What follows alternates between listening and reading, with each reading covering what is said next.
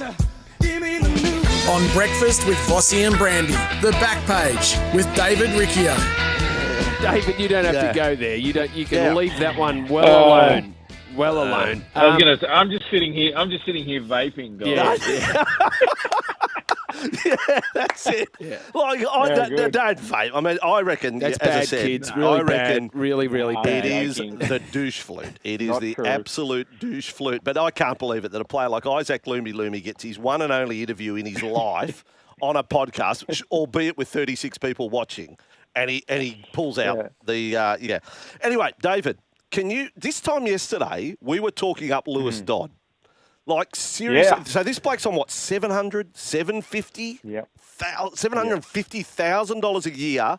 Souths are not quite down on their knees, but they've lost playmaker after playmaker. Mm-hmm. This bloke can't make the 17. What's going on? It's extraordinary, boys. Yeah, I know. And I was as stunned as everyone else when it unfolded yesterday as far as that spine is concerned of the Rabbitohs. How he can't make it. Like, honestly, at some point, the Rabbitohs need to start taking some responsibility for this investment, of which, how long does this keep going, guys? How long if he didn't play this weekend, then when? And I've watched him play in reserve grade, guys. He's not hopeless at all. No. Like, he's got enough talent, I believe. Unless, guys, and these are the things that happen in football clubs that we don't know about, and that's, it might be something behind closed doors. It might be his prep. It might be the extras that are missing. It just might be something that we don't know that leads to this decision.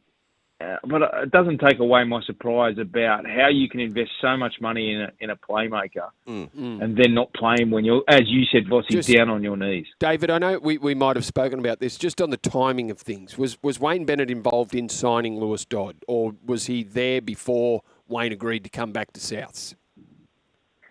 The wheels were in motion to sign Lewis Dodd at the same time that Wayne Bennett had been appointed to the Rabbitohs. Do you think Wayne was consulted? Was he consulted about the signing of Lewis Dodd? I'd be stunned if the incoming coach didn't know that we're about to sign a half from England. Yeah, yep, that's true. I'd be stunned at no conversation he's had at that time. I'd be shocked. I would too. Yep. Just wanted to raise it again. And I'm using reference points for every other new coach that's come into a footy club. You know, Cameron Ciraldo gave everything he could to Penrith. But I'm sure at night time, Gus was giving him a call to say, listen, mate, we're looking at this guy, and we might be tapping this guy. Of course it would have happened. You know. Yep, of course. Yep. We've just spoken briefly about David Fifita, which is puzzling. And we did have someone bring up something that Gordy might have said last night about Fifita and the fact that he's battled with he had ankle surgery over the off-season. Yeah. And we thought it was going to keep him out longer at the start, but he ended up proving his fitness. But he's been part of the team. So is that a reason why he's not playing? Well, certainly Gordon Tallis raised that, and Des Hasler hasn't conceded that that's the issue. And guys, and it didn't look. He didn't look to be struggling in Wollongong a few weeks ago against the Dragons. Our point, exactly. A couple of weeks. That's only a couple of weeks ago.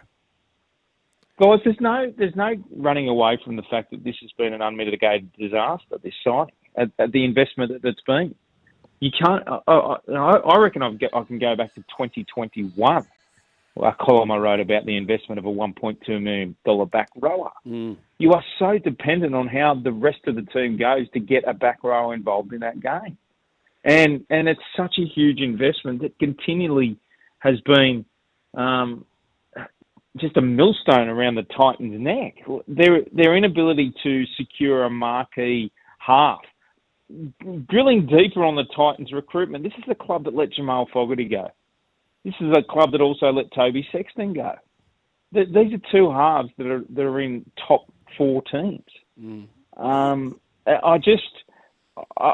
can't run away from the Fifita signing and just how And now the decision to extend him when he was in negotiations with the Roosters,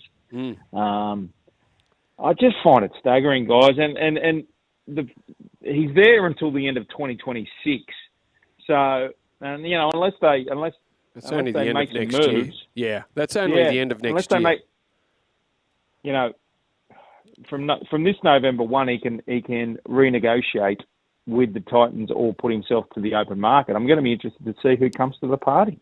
Just on their roster too, and there's been chat over the last couple of weeks about Des, rearranging the roster.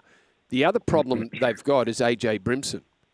Now, AJ Brimson is signed until 2030.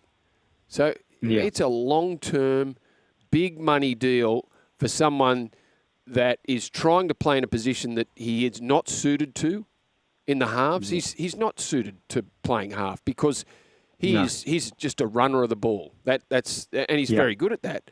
But he's got a bloke that will come back into the side when he gets over his injury in Keanu Kinney, who is probably better at that than he is. They've got to move. He's like Fifita and Brimson are on big money and not great value for the Titans. Well, they're not. There's no way in the world they're not, Brandy. Yeah. And it's an issue. It's a major issue. Now, only 12 months ago, the Titans got off. They were sitting second last out of the blocks around this time last season. And speaking to Chair Rebecca Frizzell at the Titans at the time, said, under Des, it's going to take some time. Bringing in new structures, Des's way. Well, I feel like we're back where we started again with the Titans only 12 months ago. And I just wonder how long these wheels can keep spinning until you make a significant decision within your roster to change the roster. And AJ Brimson and David Fifita are two perfect examples on how you can create salary cap space. Yep. And you also have to be able to sell what people want to buy. And I would make a case that AJ Brimson would be appealing to some footy clubs. Absolutely. He's as a talent, fullback. right? As a fullback, that's all. Yeah. Not as a half, not as a 5'8", not in the halves. DCE, is he? Will he be available? Will he make himself available? And will he be picked? Do you think DCE will be the captain again of Queensland? Yeah, look, it's going to be interesting. On form, if it was based on form and he wasn't the captain, I would say it's questionable. I think the captaincy drags him probably through, guys. His leadership has been he's certainly done his job for the Maroons. There's no denying that. Yep.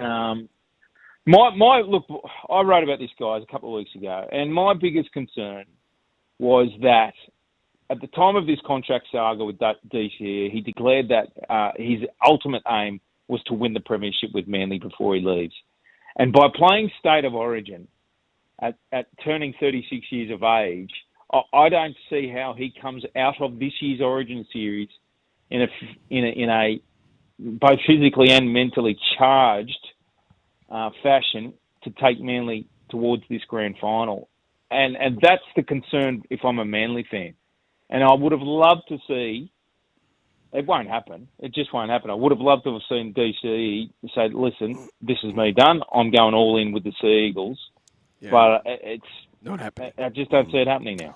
More on the Titans. Journo Joel Gould's just been in touch with me. He sent me a message. He's got so Darryl Kelly, one of the co-owners, the former truck driver. He's a very wealthy man. He said, "Mate, I've poured millions in, and there's more to come. I have faith. You learn from your downs." So the financial backing of the Titans, with the blessing of co-owners with coin, they're going to keep going. Just to prove that it's not an aberration. Brandy and I are quoting that form of David Fifita. I've just gone back to the Dragons game, round 6. Yeah. So he can't have the ankle injury can't be worried. So round 6, he played 74 minutes, super coach points, and I know that's at the bill, but he was the highest rating player on the field, 92 points that night, 17 runs, 203 metres, 25 tackles. He played 74 minutes and had that sort of output. Has a 200-metre plus running game. Like Des you must be beside yourself or like at your wit's end, mate. Wit's end. Give us 80% of that every week. You don't have to give us 200 plus every week, but give us 14 runs a week, not 17. Give us 14. Let's make that the target. Let's 20, 25 tackles. Great. Like, he's doing his job, isn't he? Why can't that be there most of the time? How is it not? Boys, what do you think? Do you think the Roosters are now sitting back feeling like they've dodged a bullet? Oh, won the lottery. Absolutely. Won the I don't know. Would Trent Robinson have got more out of it? I wouldn't know. But he is an absolute enigma. When you talk about enigmatic players, David Fifita is that, because he is spectacularly good when he's good. Yeah. No, David, have you got any advice for us today in closing? Oh, boys, as always, I just want you to go well. Thank you. Thank you, David. David Riccio, Good right stuff. there. There he is, the doctor.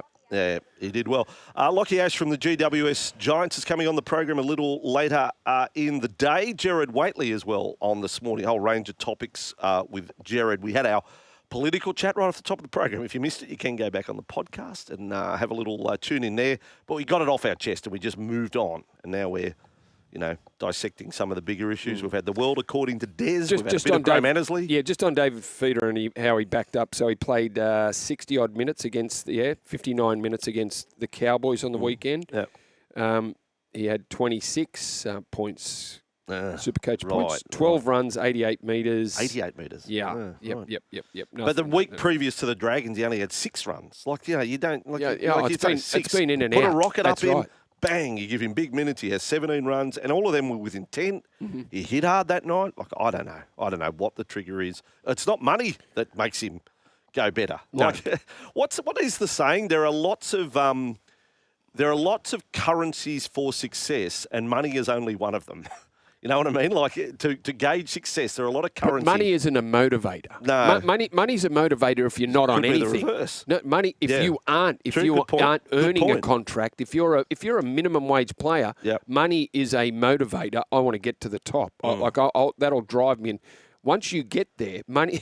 So you're earning the cash. It doesn't motivate you to do anything. This is the world according to Brandy. So maybe the key to David Fifita is he needs to lose that contract, go back to whatever, 1/3 the money, and that will be the trigger for him to achieve his potential to come back again. He's the perfect example of match payment man. You reckon? Just paying by match payments. Yeah, performance. Wow. A performance. Wow. It'll never happen. It'll never happen. People would be nodding their head going, Brandy's onto something there. Performance. There we go. This is Breakfast with Vossy and Brandy. By the way, Mitch has just walked in.